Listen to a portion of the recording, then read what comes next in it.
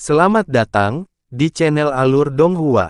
Sebelum menonton, silahkan subscribe, biar Mimin tambah semangat update-nya.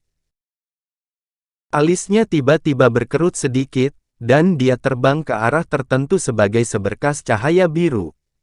Setelah hanya beberapa kedipan, dia muncul di atas bangunan biasa. Saat ini ada 5 kultivator dengan pakaian berbeda di sekitar gedung dan mendiskusikan sesuatu, dan kedatangan Han Li yang tiba-tiba secara alami membuat mereka semua ketakutan.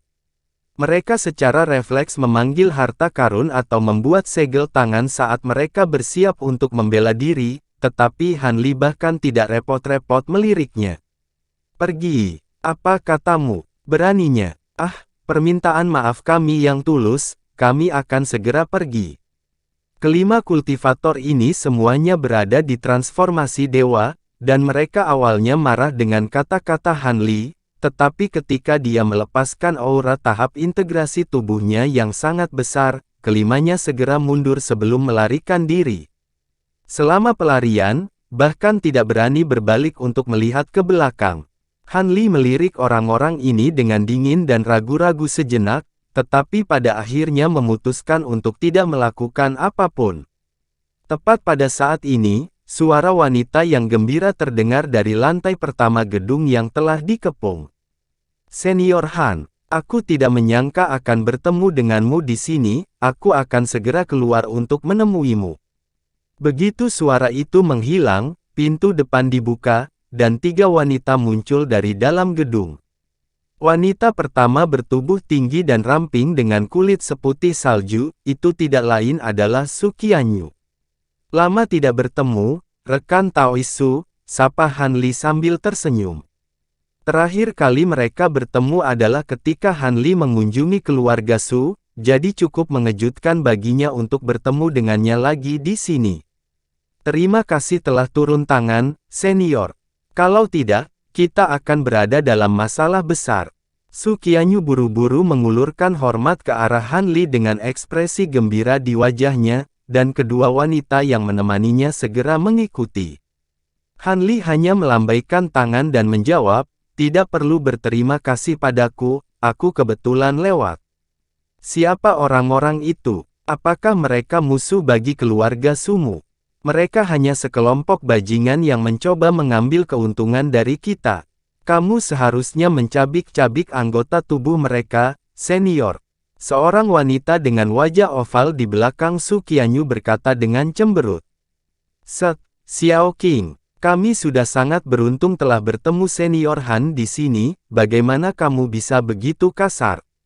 "Maafkan dia, senior Han, Xiao Qing adalah keponakanku, dan dia selalu berkultivasi di keluarga Su kami, jadi dia sedikit manja," tegur Su Qianyu dengan ekspresi tegas sebelum beralih ke Han Li dengan tatapan minta maaf di matanya. "Ah, tolong maafkan saya, senior, saya tidak bermaksud menyinggung." Wanita bernama Xiao Qing juga menyadari bahwa kata-katanya agak tidak pantas. "Tidak apa-apa, aku bukan orang yang terganggu oleh hal-hal kecil seperti ini. Jika aku tahu bahwa orang-orang itu adalah individu yang payah, mungkin aku akan mengakhiri mereka," jawab Han Li dengan senyum. Su Qianyu menghela nafas lega sebelum membuat isyarat tangan yang mengundang. "Terima kasih atas pengertianmu, senior, silakan masuk dan duduk." Han Li mengangguk sebelum masuk ke kamar. Pasukan iblis terletak sangat jauh, dan dia tidak melihat makhluk jahat di dekatnya, jadi dia tidak khawatir tentang potensi bahaya yang muncul. Bagian dalam ruangan tidak terlalu besar, tetapi semua perabotan dan dekorasi memberikan nuansa kuno yang unik. Namun, yang paling menarik perhatian Han Li adalah fluktuasi pembatasan yang hampir tidak terdeteksi di dekat ruangan. Begitu mereka masuk ke ruangan, batasan itu langsung menghilang, dan bahkan dengan indera spiritualnya, dia tidak dapat mendeteksi sumbernya. Ini membuatnya agak penasaran. Han Li duduk di kursi utama di ruangan itu, lalu menoleh ke arah 3 wanita yang berdiri dengan hormat di sampingnya. "Ini sepertinya bukan tempat yang dihuni oleh manusia, apakah itu terhubung dengan keluarga Sumu?" "Memang, Senior Han, ini adalah tempat penginapan sementara yang ditinggalkan keluarga Su kami bertahun-tahun yang lalu. Kami dikejar ke sini oleh kelompok kultivator itu, dan dipaksa menggunakan batasan di sini untuk melindungi kami, jawab Su Qianyu. Han Li mengangguk, sebelum bertanya, begitu. Tempat ini cukup jauh dari keluarga Su Anda, dan saya dengar seluruh keluarga Anda telah pindah ke kota suci, mengapa kalian bertiga ada di sini? Ketiga wanita itu bertukar pandangan ragu setelah mendengar pertanyaan ini, dan pada akhirnya, senyum masam muncul di wajah Su Qianyu saat dia menjawab, keluarga Su kami memang pindah ke kota Holy Sovereign, tetapi Nyonya Blood Spirit memiliki beberapa hal penting yang harus dihadiri baru-baru ini, jadi dia meninggalkan kota dan membawa beberapa anggota keluarga kami bersamanya. Setelah kami mengurus masalah itu dan kembali ke kota, kami menghadapi pasukan jahat di sepanjang jalan, dan setelah pertempuran sengit, kami dikalahkan dan dipaksa melarikan diri. Keponakan saya dan saya dikejar oleh sekelompok makhluk jahat, dan kami baru saja mengusir mereka ketika kami bertemu dengan kelompok kultivator itu. Rekan roh darah Taois meninggalkan kota suci. Han Li agak terkejut mendengar ini. Memang, awalnya, para tetua keluarga kami menentang kepergiannya, tapi dia bersikeras untuk pergi, jadi hanya bisa membiarkannya pergi, jawab Su Qianyu. Alih-alih mengintip ke dalam hal-hal penting apa yang telah mereka hadiri, Han Li bertanya, apakah Anda mengetahui situasi rekan Daois Blood Spirit saat ini? Yakinlah, Senior Han, sebelum keberangkatan kami menyaksikan Mistress Blood Spirit membuatnya melarikan diri. Dia dikejar oleh beberapa makhluk jahat tingkat tinggi, tetapi dengan kekuatannya, perlindungan diri pasti tidak akan menjadi masalah, Su Qianyu meyakinkan. Aku mengerti, itu bagus untuk didengar. Ngomong-ngomong, seperti apa situasi di kota penguasa suci saat ini? Komunikasi antara kota-kota besar telah sepenuhnya terputus oleh pasukan iblis, dan bahkan jimat komunikasi tidak lagi efektif, Han Li bertanya. Situasinya tidak terlalu baik. Kota Sovereign suci kita baik-baik saja karena tentara jahat di sana bahkan belum mencoba menyerang kota. Namun, mereka malah menargetkan pemukiman manusia di sekitar kota, dan banyak dari sekte dan keluarga besar telah musnah. Selain itu, kesengsaraan iblis ini tampaknya berbeda dari sebelumnya. Pasukan iblis mulai menyerang kota fana untuk memperbudak manusia fana dalam skala luas, jawab Su Qianyu saat ekspresi khawatir muncul di wajahnya. Ekspresi Han Li juga menjadi gelap setelah mendengar ini, dan dia menghela nafas dengan suara muram, jadi rumor itu benar, makhluk jahat berencana untuk menetap secara permanen di alam roh. Sebelum Su Qianyu memiliki kesempatan untuk menjawab, wanita menggairahkan lainnya yang berdiri di sampingnya berseru, apa? Apakah Anda mengatakan bahwa ras iblis penatua berencana untuk menaklukkan wilayah manusia kita? Bukan hanya ras manusia kita, ras iblis dan bahkan ras asing terdekat semuanya kemungkinan besar adalah target yang direncanakan oleh ras iblis penatua. Saya tidak tahu banyak tentang detail spesifiknya, tetapi ini adalah rumor yang beredar di antara kultivator tingkat tinggi. Bagaimanapun, Anda tidak perlu terlalu khawatir, bahkan jika langit runtuh, akan ada orang yang lebih tinggi untuk mendukungnya. Saya yakin Pulau Suci telah merancang penanggulangan yang tepat, Han Li meyakinkan dengan senyum tipis. Itu benar. Dengan Pulau Suci dan Tuan Mo Jianli untuk menentang mereka, aku yakin ras iblis penatua tidak akan berhasil, kata Su Qianyu dengan lega. Dua wanita lainnya juga sangat lega mendengar ini.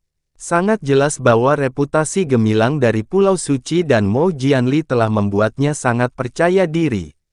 Setelah itu, Han Li bertanya tentang beberapa detail seputar pasukan iblis di dekat kota berdaulat suci, dan sebelum dia menyadarinya, hampir 1 jam telah berlalu. Akhirnya, Han Li berdiri dan bersiap untuk pergi. Aku masih memiliki beberapa hal penting untuk diurus, jadi aku akan pergi sekarang. Aku berharap bisa bertemu denganmu lagi suatu hari nanti.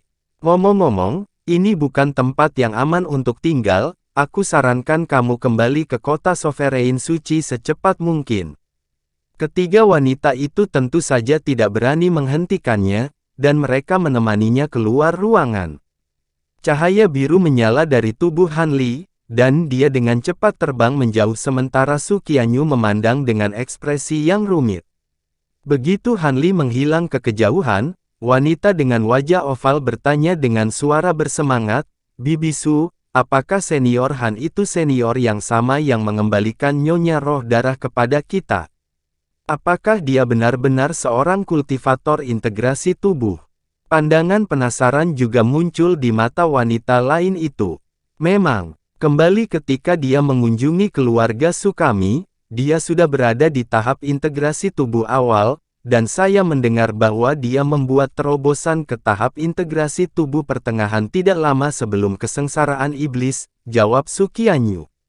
Apa? Dia adalah kultivator tahap integrasi tubuh tengah. Itu pertama kalinya aku melihat seseorang dengan basis kultivasi yang begitu tinggi. Aku mendengar bahwa kamu berbagi ikatan yang cukup dekat dan bahkan bekerja dengannya di kota Deep Heaven selama beberapa waktu. Apakah itu benar, Bibi Su? Wanita dengan wajah oval bertanya dengan bersemangat. Apa gunanya menyebutkan masa lalu? Basis kultivasi saya telah meningkat sejak saat itu, tapi itu tidak seberapa dibandingkan dengan langkah yang telah dibuat senior Han. Dia berkembang dari tahap transformasi dewa ke tahap integrasi tubuh tengah dalam waktu kurang dari 2000 tahun, itu hampir sama sekali tidak pernah terdengar dalam sejarah manusia, jawab Su Qianyu dengan menggelengkan kepalanya. Setelah keheningan singkat, wanita lain bertanya, "Jika senior Han itu benar-benar sekuat itu, mengapa Anda tidak mencoba mempertahankannya? Dengan bantuannya, kami pasti dapat menyelesaikan tugas kami tanpa hambatan. Kami telah dipisahkan dari Mistress Blood Spirit, tetapi dia secara khusus memberi tahu kami bahwa tugas yang telah kami berikan adalah kunci untuk memutuskan apakah Matriarch Ice Soul akan dapat kembali ke keluarga Su kami, bahkan tidak banyak orang-orang di keluarga Su kami yang menyadari apa yang kami lakukan. Senior Han adalah dermawan bagi keluarga Su kami, tetapi sebaiknya tetap tidak mengungkapkan hal seperti ini kepadanya. Bagaimanapun, dia sudah mengusir para kultivator itu pergi, jadi tempat ini seharusnya aman untuk saat ini. Jika kita bekerja secepat yang kita bisa, kita seharusnya bisa segera mengamankan barang itu, lalu bersatu kembali dengan Nyonya Blood Spirit. Pada tahap ini, sebaiknya jangan melibatkan orang lain, jawab Su Qianyu dengan tenang. Dua wanita lainnya berbagi pandangan setelah mendengar ini sebelum mengangguk serempak. Setelah jeda singkat, Su Qianyu masuk ke ruangan lagi, dan berkata, "Baiklah, ayo turun lagi." Dua wanita lainnya secara alami mengikuti di belakangnya. Sementara itu, di gua bawah tanah yang tak terhitung kilometer jauhnya, seorang wanita cantik berarmor merah sedang menarik pedang es yang memancarkan cahaya merah dari tubuh makhluk iblis tingkat tinggi. Tubuh tak bernyawa makhluk jahat itu terbanting keras ke tanah, dan ada dua lagi tubuh jahat hitam pekat yang terbaring di dalam gua. Selanjutnya, ketiga tubuh itu tertutup lapisan es dan embun beku. Wanita itu melirik tubuh tanpa ekspresi sebelum terbang lebih dalam ke gua di sepanjang lorong sempit. Setelah berbelok beberapa kali, lalu turun lebih dalam ke bawah tanah, dia muncul di depan dinding batu. Matanya langsung menyala, dan dia membalik tangan untuk menghasilkan bola cahaya biru, di dalamnya terdapat kuali biru mini. Kuali berputar di tempat dan langsung membengkak setinggi sekitar 10 kaki. Itu berkilauan dengan cahaya biru, dan memiliki proyeksi flora dan fauna yang muncul di sekitarnya. Ini tidak lain adalah kuali Heaven Void yang pernah dimiliki Han Li. Wanita berbaju besi merah ini adalah klon roh darah dari jiwa Esprit, dan setelah dipisahkan dari rombongan keluarga Su lainnya oleh pasukan iblis, dia telah terbang jauh-jauh ke sini sebelum membunuh ketiganya. Sangat jelas bahwa dia telah memimpin para pengejarnya ke dalam gua bawah tanah ini untuk tujuan tertentu, bukan hanya sebagai keputusan mendadak yang panik. Setelah memanggil kuali Heaven Void, roh darah mulai melantunkan sesuatu sambil menjentikkan jarinya ke arah kuali. Beberapa segel mantra biru ditembakkan sebelum menghilang ke dalam kuali satu persatu, dan suara mendengung yang keras langsung terdengar dari harta karun itu. Tutup kuali bergetar sedikit sebelum terbang ke udara dan menghilang ke angkasa, diikuti beberapa rune biru muncul dari kuali di tengah kilatan cahaya biru. Rune ini dengan cepat membesar ukurannya sebelum berbaris di samping satu sama lain, lalu terbang langsung menuju dinding batu di depan. Ledakan gemuruh yang tumpul terdengar, dan segera setelah rune biru bersentuhan dengan dinding batu, yang terakhir hancur menjadi debu untuk mengungkapkan gerbang tembaga kuno, yang memiliki beberapa jimat pembatasan perak berkilauan yang diplester ke permukaannya. Tatapan dingin di mata roh darah sedikit mereda setelah melihat ini, dan dia bergumam dengan gembira, syukurlah masih utuh. Sepertinya tidak ada yang menemukan tempat ini. Tubuhku yang sebenarnya benar-benar membuat keputusan bijak dengan menetapkan langkah cadangan ini. Dia kemudian menjentikkan jari lagi, dan embusan angin kencang menghantam kuali dari samping. Kuali segera mengeluarkan suara dering keras, sebelum mengeluarkan semburan cahaya biru yang menyapu ke arah gerbang tembaga. Di hadapan cahaya biru, rune perak di gerbang diam-diam dilucuti, dan gerbang perlahan terbuka. Roh darah segera terbang melalui gerbang sebagai seberkas cahaya merah, dan dalam sekejap dia melewati kuali biru, dan menghilang di tengah kilatan cahaya biru. Di luar gerbang ada aula yang agak redup yang luasnya sekitar beberapa hektar. Seluruh aula kosong selain meja batu persegi, di atasnya ada kuali kecil lainnya. Kuali ini juga berkilauan dengan cahaya biru dan memiliki pola yang rumit di seluruh permukaannya, itu memiliki kemiripan yang kuat dengan Heaven Void Cauldron.